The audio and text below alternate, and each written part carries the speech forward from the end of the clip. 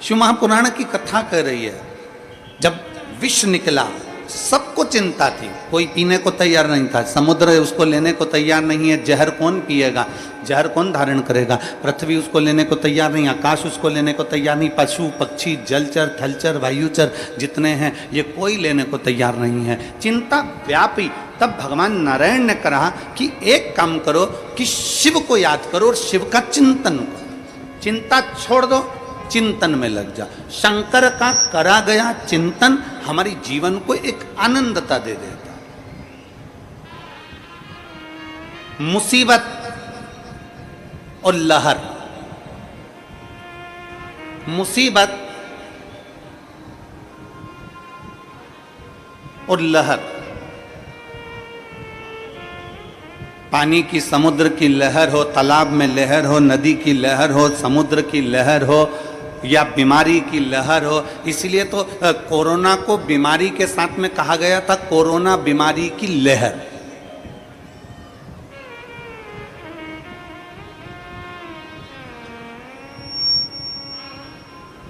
जब कोई बड़ी बीमारी आती है तो कह देते इसकी लहर चल रही है। लहर का मतलब क्या होता है? पानी की लहर और मुसीबत, पानी की लहर और दुख, पानी की लहर और तकलीफ, समुद्र की लहर और मुसीबत, समुद्र की लहर और तकलीफ, समुद्र की लहर और दुख, ये एक जैसे हैं, इनको एक जैसा कहा गया। क्यों? उसका कारण केवल इतना है, समुद्र की लहर कितनी भी उछल ले, पानी की लहर कितनी भी उछल ले, नदी की लहर कितनी भी उछल ले, तालाब की लहर कितनी भी उछल ले और कितनी भी आगे बढ़ जाए, एक ना एक दिन वो समुद्र की लहर, पानी की लहर, तालाब की लहर एक ना एक दिन शांत हो ही जाती है। उसी तरह जैसे लहर और मुसीबत घर साफ है और तो शांत भी होगी, और अगर मुसीबत आई है तो समाप्त भी होगी, ये निश्चित है, ये निश्चित।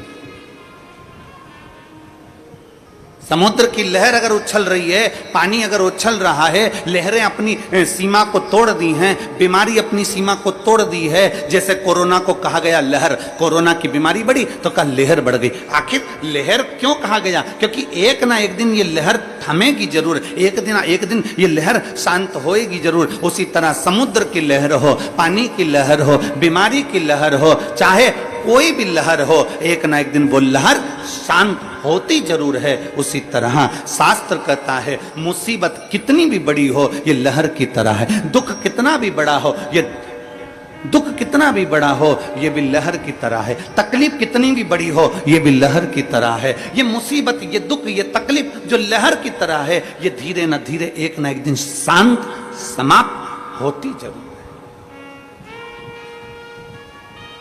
कोई मुसीबत हमेशा नहीं टिकती है, कोई तकलीफ हमेशा नहीं टिकती है।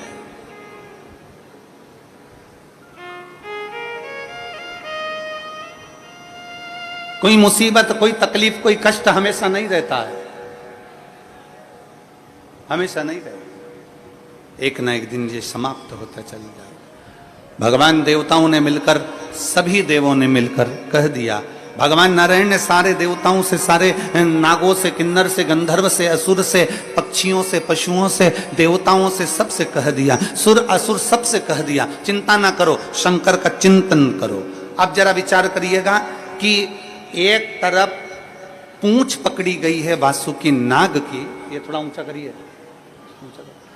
वासुकी नाग की एक तरफ पूंछ पकड़ी गई है, दूसरी तरफ मुख पकड़ा गया। एक तरफ पूंछ पकड़ी गई है, एक तरफ मुख पकड़ा गया, खींच रहे हैं उसको। अब शिव जी का चिंतन कैसे होगा? अब भगवान शंकर का चिंतन कैसे हो? जरा विचार करिएगा, चिंतन हो तो फिर हो कैसे? तभी भगवान नारायण ने कहा चिंता मत करो, शंकर का अभिषेक जरूरी नहीं है कि आप शिवालय जाओगे तो अभिषेक हो पाएगा। शंकर का अभिषेक जरूरी नहीं कि आप अपने घर के शिवलिंग को थाली में रखोगे, परात में रखोगे, पात्र में रखोगे तब हो पाएगा। शंकर भगवान का अभिषेक जरूरी नहीं कि आप 12 ज्योतिर्लिंग में जाएंगे तब हो पाएगा। शंकर भगवान का अभिषेक जरूरी नहीं कि आप किसी मंदिर देवालय में जाएंगे तब हो पाएगा। भगवान नारायण ने समुद्र मंथन के समय पर विष निकलते समय भगवान नारायण ने एक बात संपूर्ण क्षेत्रवासियों के लिए, संपूर्ण विश्ववासियों के लिए, संपूर्ण जगत के लिए, संपूर्ण पृथ्वी पर रहने वाले, ब्रह्मांड में रहने वाले मनुष्यों के लिए कह दिया कि शंकर का अभिषेक जरूरी नहीं कि आप मंदिर जाओगे तब होगा, घर में बर्तन में शंकर का शिवलिंग रखोगे तब होगा, शंकर का अभिषेक 12 ज्योतिर्लिंग में जाओगे तब होगा। शास्त्र कहता है शंकर का अभिषेक तुम जब भगवान शंकर को दिल से याद करते हो, श्री शिवाय नमस्तुभ्यम, ओम नमः शिवाय, नमः शिवाय, जब तुम स्मरण करते हो पंचाक्षर मंत्र का, षडाक्षर मंत्र का, यह श्री शिवाय नमस्तुभ्यम का जब तुम स्मरण कर रहे होते हो और दिल से तुमने अगर उसको स्मरण कर लिया तो समझ लेना कि तुम्हारे शंकर का अभिषेक हो गया, उसका चिंतन हो गया, उसका स्मरण हो गया, उसकी भक्ति हो गई, उसका मंत्र जाप हो गया। आप समझें उसको, भजन हो गया।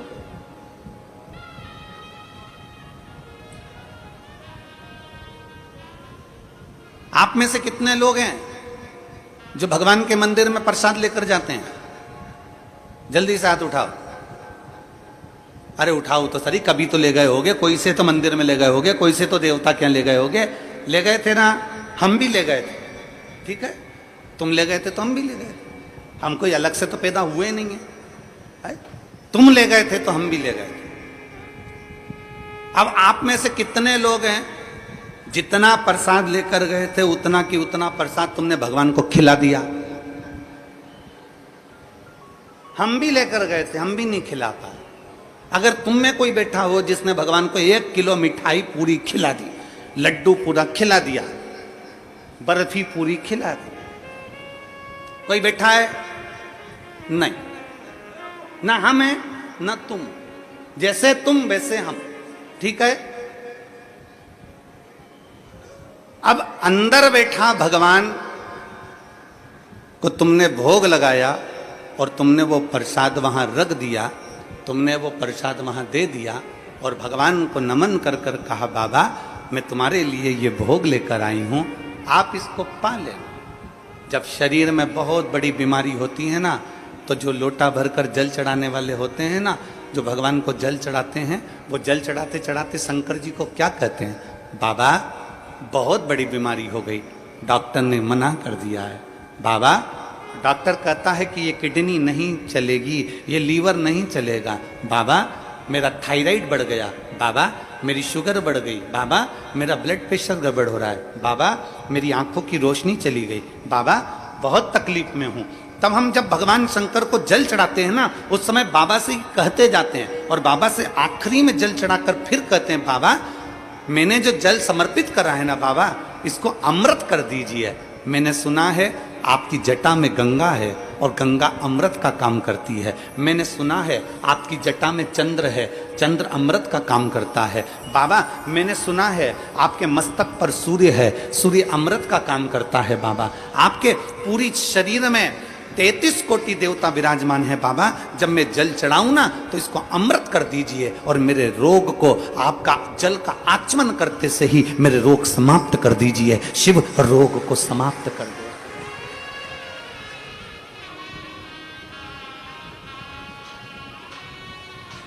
आप भी प्रसाद लेकर मंदिर में गए, हम भी प्रसाद लेकर मंदिर में गए।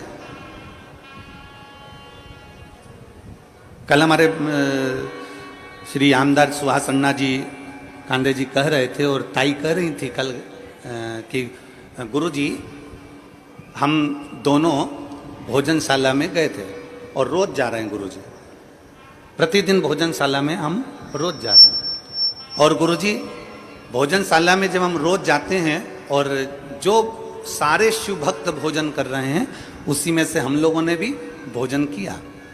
तो कल माननीय आमदार जी और ताई कह रहे थे कि गुरुजी ना जाने उस भोजन में क्या है ऐसा कि भगवान का प्रसाद अलग ही स्वाद आ जाता है।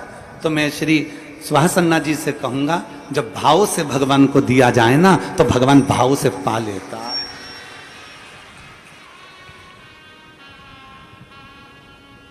भाव से अगर भगवान को दिया जाए तो भाव से पा लेता है।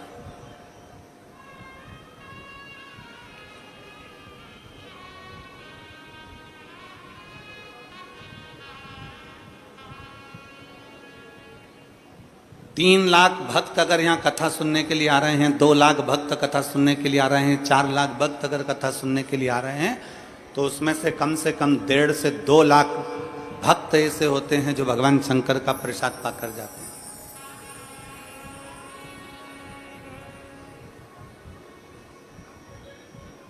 प्रेमवश आपने भी भोग लगाया भगवान को, हमने भी भोग लगाया भगवान को, पर भगवान ने 1 किलो लड्डू नहीं खाए, भगवान ने पेड़ा नहीं खाया, भगवान ने कुछ नहीं खाया, कुछ नहीं।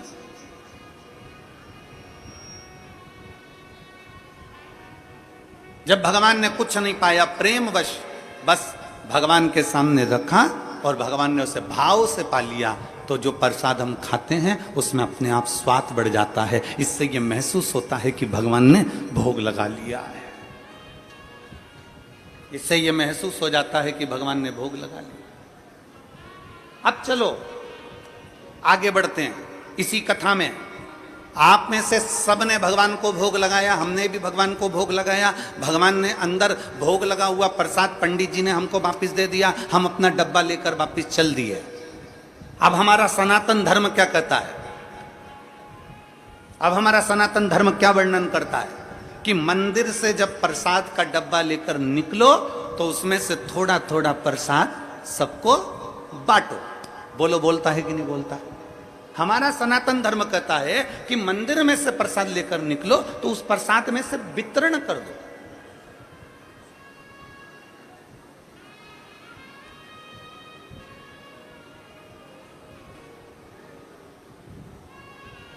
अन्ना जी, आपको कल के लिए एक धन्यवाद। कल एक दीदी यहाँ पर व्हील चेयर पे आई थी।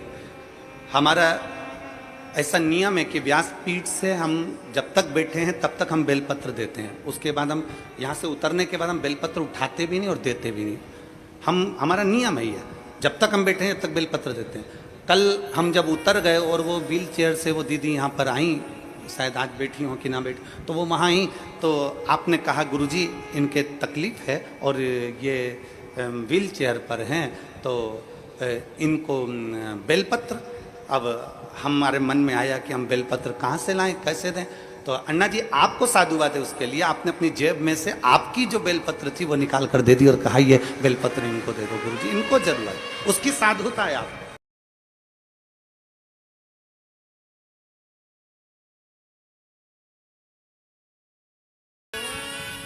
काम करते रहो, नाम जपते रहो, शिव का चिंतन हो जाएगा। लिंगायत संप्रदाय के अंतर्गत, शिव लिंगायत संप्रदाय के अंतर्गत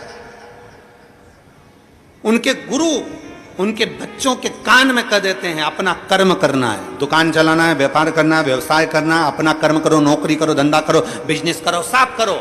तुमसे ये नहीं कहते कि तुम काशी में जाकर बैठ जाओ। लिंगायत संप्रदाय के अंतर्गत उनके गुरु कहते हैं तुमसे ये नहीं कहते कि तुम कहीं जाकर बैठ जाओ, अपना कर्म करो और कर्म करते करते भगवान का भजन करो। काम करते रहो, नाम जपते रहो। काम करते करते जब नाम जपा जाता है तो उसका फल चौगुना मिल जाता है।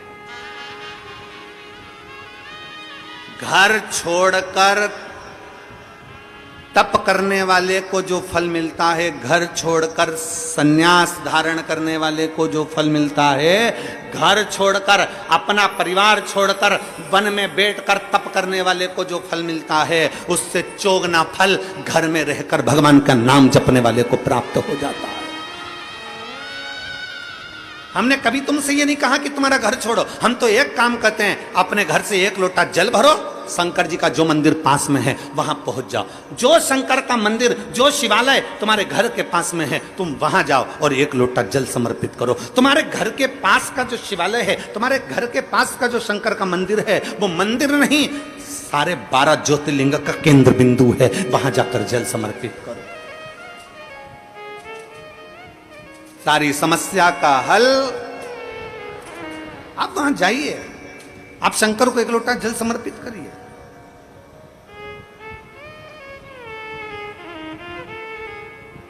आप शिव के द्वार जाइए, आप शंकर का भजन करिए।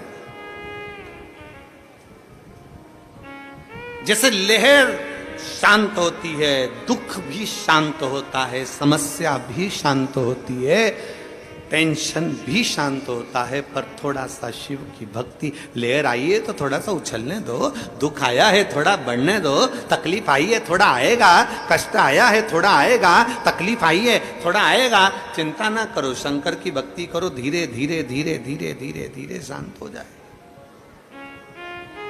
अपने स्वभाव को, अपने मन को, अपने चित्त को विचलित मत होने दो।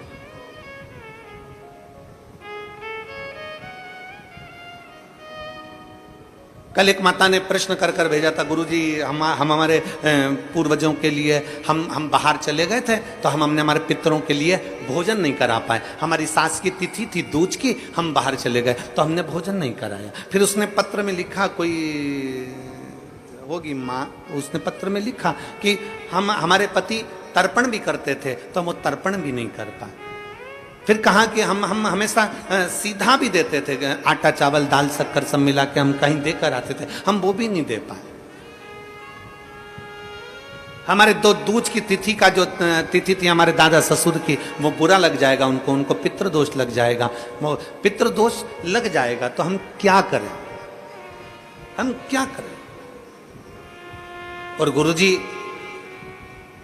उसने पत्र में लिखा कि हम उस समय पर थे नहीं और तिथि निकल गई, हम भोजन नहीं करा पाए ब्राह्मण को, हम किसी को सीधा नहीं दे पाए, हम किसी को गाय की रोटी नहीं दे पाए, हम स्वान कुत्ते का भोजन नहीं दे पाए, हम कौवे का भोजन नहीं दे पाए, हम करें तो करें क्या, हम सीधा भी नहीं दे पाए, हम क्या कर सकते हैं।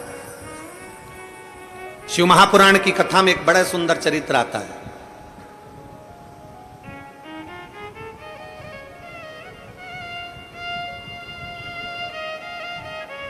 जब भगवान देवाधिदेव महादेव विराजमान थे,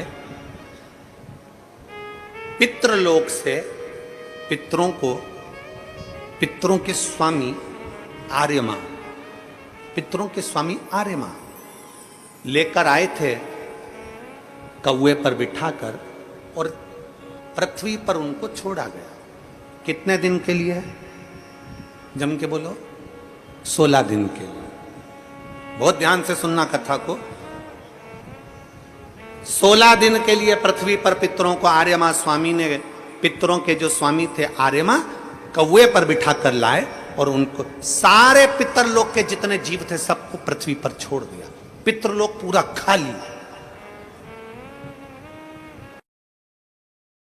पितरलोक पूरा खाली, पूरा खाली।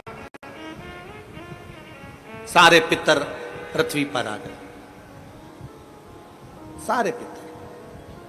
अब पितर पृथ्वी पर आए, आर्यमा स्वामी पितरों के देवता कौवे पर लेकर आए, नीचे छोड़ दिया पृथ्वी लोक पर, मृत्यु लोक पर।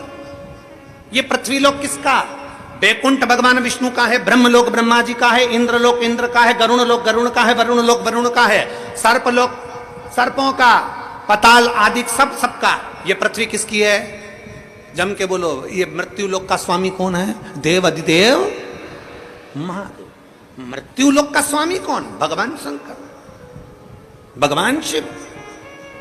जब आर्यमा स्वामी पितरों को लेकर आए, पृथ्वी पर लाकर छोड़ा, भगवान शंकर के सामने जाकर आर्यमा स्वामी ने कहा, बाबा भोलेनाथ शंभु त्रिकालदर्शी कैलाशी अविनाशी है शिव, कृपा करिए। शंकर भगवान ने पूछा, क्या बात है आर्यमा?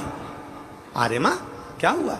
आर्यमा स्वामी ने कहा, बाबा भोलेनाथ 16 दिन पितरों के पूर्ण हो जाएंगे, अमावस्या के दिन पितर अपने अपने पितृलोक में चले जाएंगे, सारे पितर पितृलोक में पहुंच जाएंगे, सारे पितर।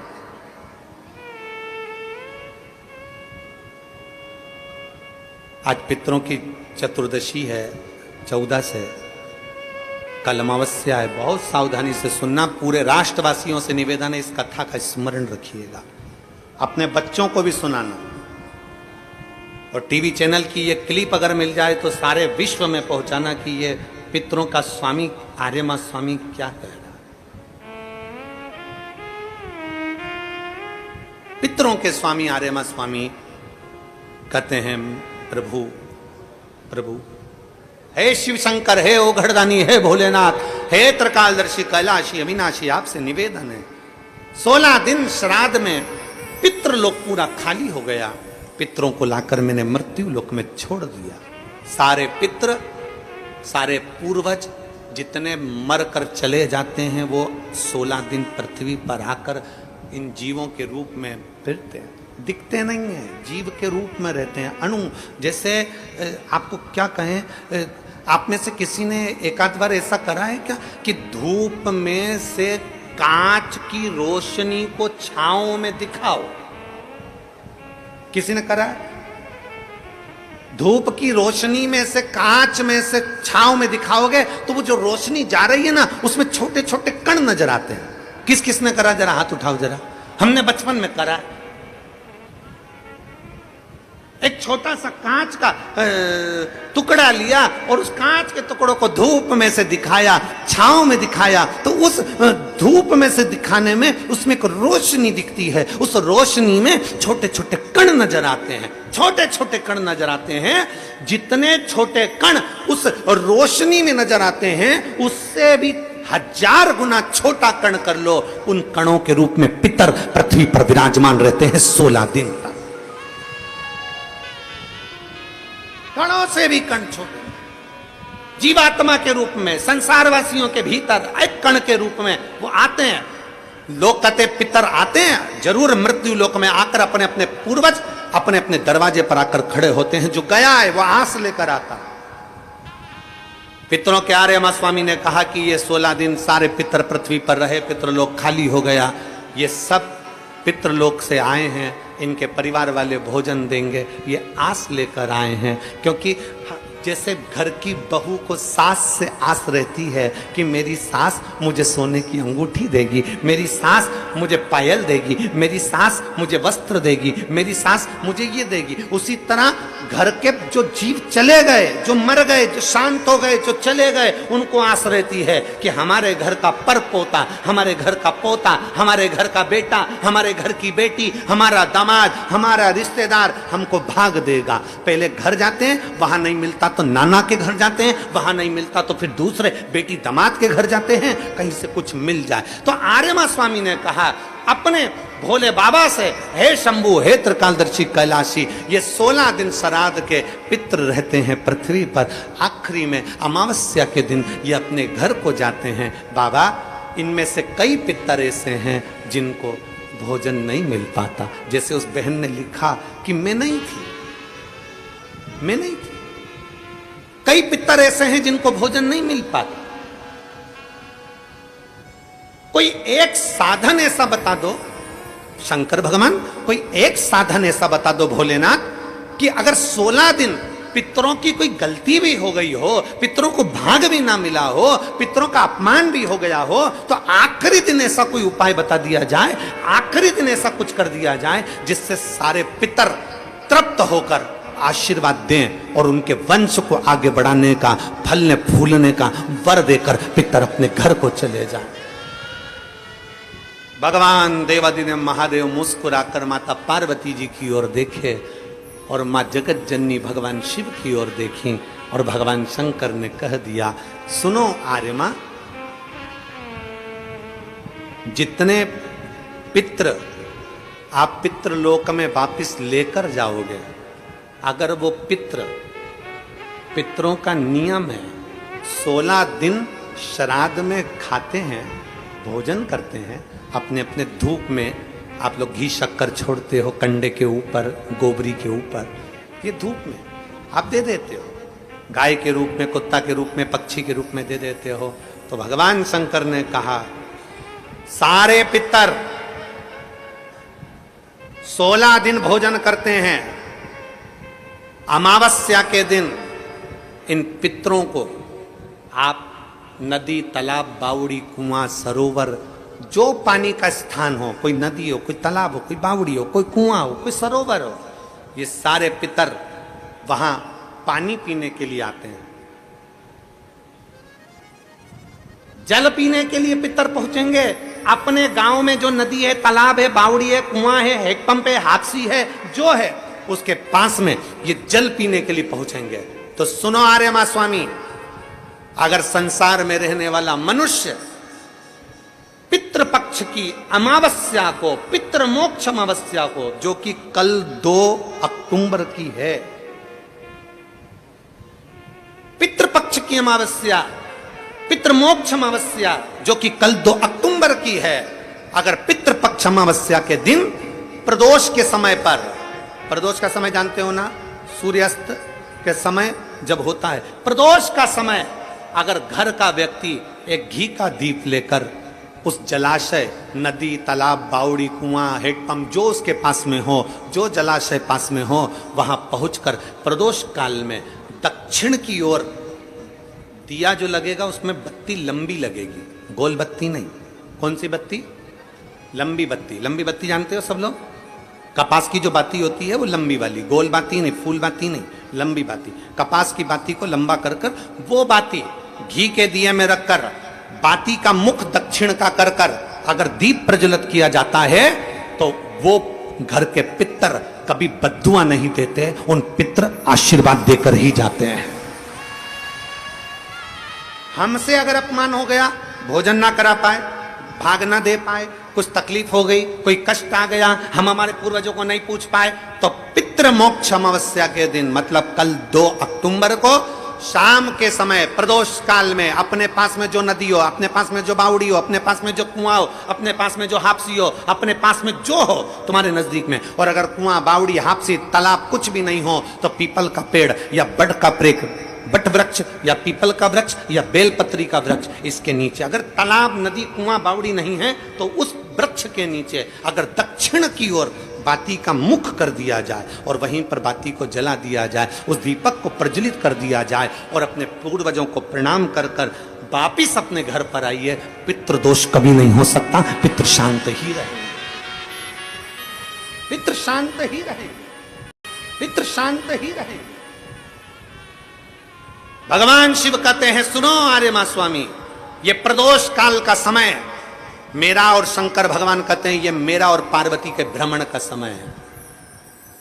प्रदोष काल का समय 33 कोटि देवता, भगवान इंद्र अपनी इंद्राणी के साथ रोज घूमने नहीं जाते, नारायण भगवान अपनी लक्ष्मी के साथ रोज घूमने नहीं जाते, 33 कोटि देवता अपनी अपनी धर्म पत्नी के साथ रोज घूमने नहीं जाते, पर केवल एक देवादिदेव महादेव ऐसे हैं जो अपनी धर्म पत्नी के साथ नंदी पर बैठकर प्रत्येक दिन, प्रतिदिन प्रदोष काल में शाम के समय मेरे शंकर पार्वती भ्रमण पर जाते हैं। भ्रमण। आर्यमा स्वामी, प्रदोष काल में मैं और पार्वती दोनों नंदी पर बैठकर जाएंगे, नंदी पर बैठकर जाएंगे, और जिस सरोवर, जिस तालाब, जिस बावड़ी, जिस कुआं, जिस स्थान पर लोग दीप दान कर रहे होंगे, वहां के सारे पूर्वजों को, पितरों को हम स्वयं अपने नंदी पर बिठाकर पितृलोक छोड़कर आएंगे। ये शिव तत्व है, ये शिव तत्व।